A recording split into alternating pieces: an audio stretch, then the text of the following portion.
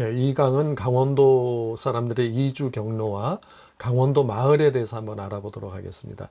예전에 강원도 사람들은 그러면 중국에 어떻게 갔을까? 한번 이주 경로를 가만히 생각해 보면은 우리나라 사람들이 그 당시에 이주할 때는 첫 번째 이주 코스가 압록강이었었죠. 압록강을 건너는 게 있었고 또 두 번째 이주 코스가 어디였냐면은 두만강을 건너는 게 있었습니다.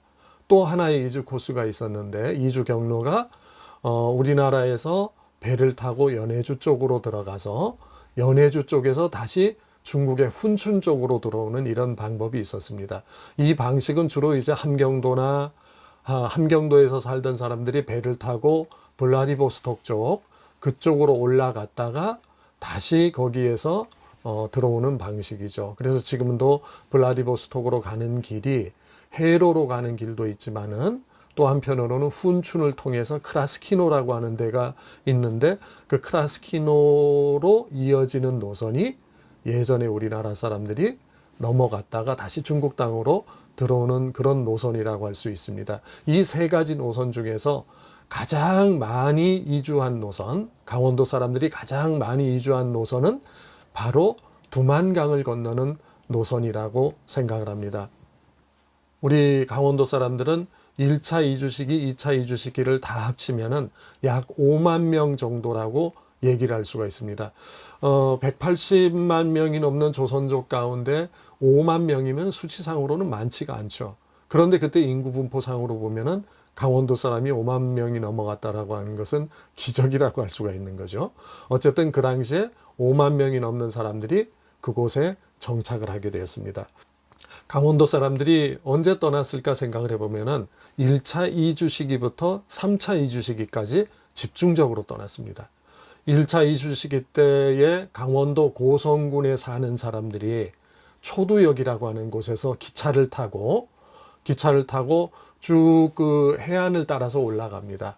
올라가서 이제 두만강을 넘게 되는 거죠. 두만강을 넘어서 그 명월구라고 하는 데가 있어요.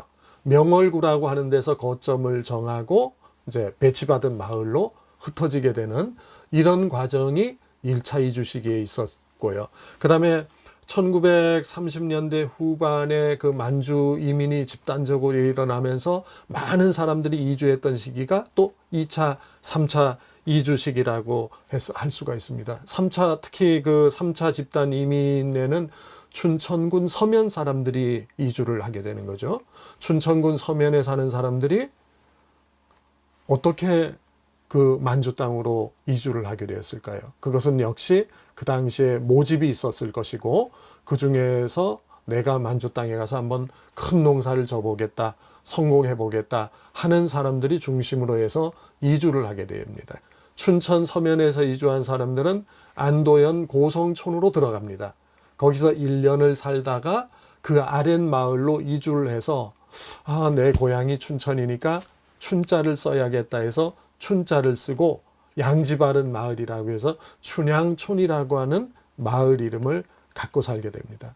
제가 2005년도에 춘향촌에 가서 강원도 출신 할아버지를 한 분을 만났어요. 춘천 분인데 가만히 계시다가 저한테 하는 말이 봉의산이 보고 싶다라는 얘기를 해요.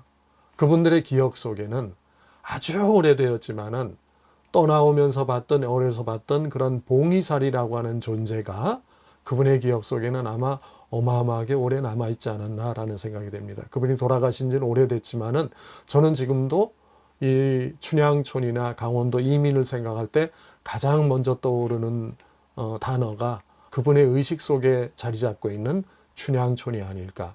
우리가 디아스포라를 얘기하고 민족 이산을 얘기하고 하는데 이 디아스포라의 배경 속에 가장 깊게 자리 잡고 있는 것은 노스텔지아다라고 하는 것이 그대로 드러나는 그런 표현이라고 할 수가 있습니다.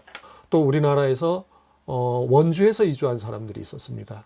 원주시 신림면에 살고 있는 사람들이 집단으로 이주하게 되었는데 이분들은 이제 명월구라고 하는 데 들어가서 거기에서 그 경기관총으로 무장한 일본 경찰, 일본 군대의 통솔 속에서 이주를 하게 됩니다. 십기가라고 하는 데로 이주를 하죠. 그 마을로 이주하게 되는데 노인들이라든지 어린아이들은 달구지를 태워서 가고, 그리고 또 걸을 수 있는 사람들은 그까지 걸어가는 그런 아주 먼 길이었었어요. 봄인데도 불구하고 온 땅이 막 녹다 보니까 진펄이 돼버리죠. 이 진펄 길을 걸어가고 하는데 다섯째 날 도착을 하는데, 이 가는 도중에 뭔 일이 생겼냐면은 전염병이 돌아서 많은 사람들이, 그 이민자들이 거기서 죽게 됩니다.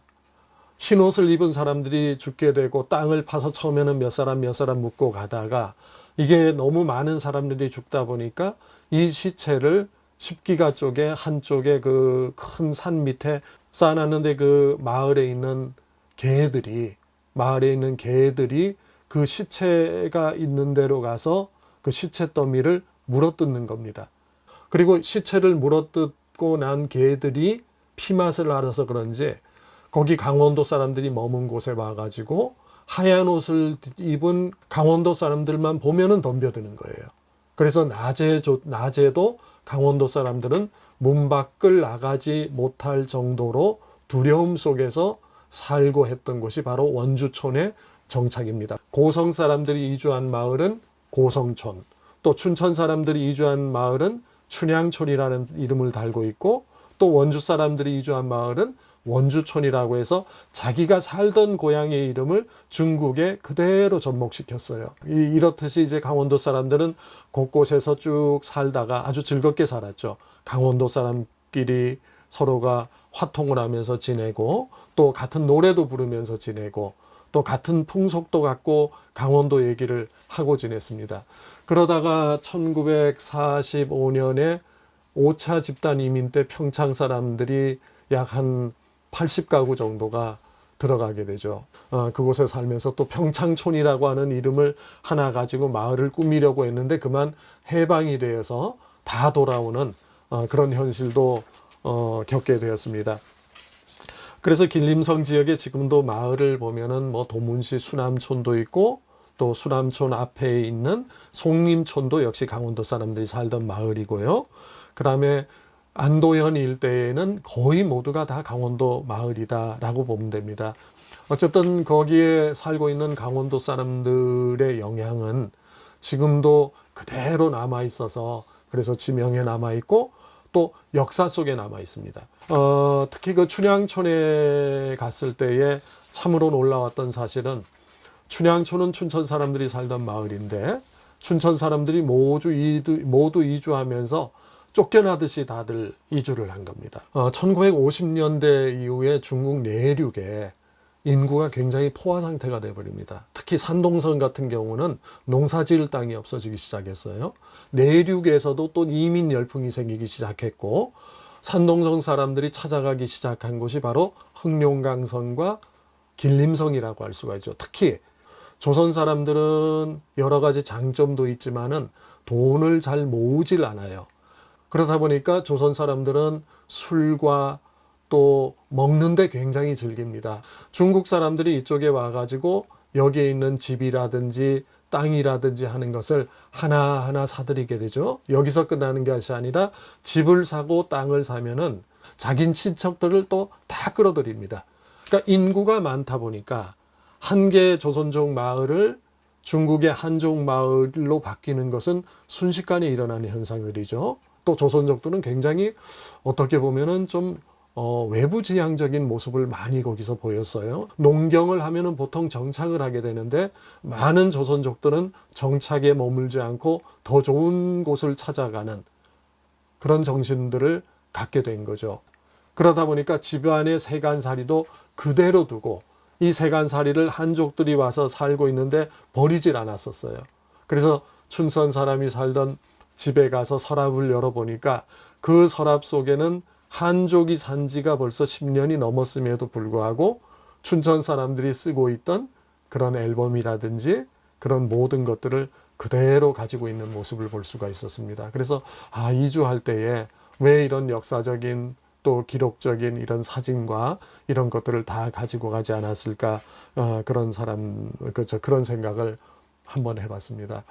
강원도 사람들이 이주한 그런 관계 속에서 여러 가지 역사적으로 비극도 많았고, 특히 조금 전에 말씀드렸던 안도현까지 가는 과정에서 원주 사람들이 겪은 비극은 우리가 단순히 이런 구전으로만 알고 있는 사실이 아니라 그런 역사들을 우리가 잊지 않고 강원도 역사로 수용한다 그러면은 우리 강원도 역사 속에서 강원인의 지평이 훨씬 더 넓어지지 않나 그런 생각을 해봅니다. 그래서 오늘 이 시간은 강원도 사람들이 이주한 역사 속에서 어떻게 정착을 했고 또 그분들이 남겨놓은 것이 무엇인가를 다시 한번 생각해 보게 되었습니다.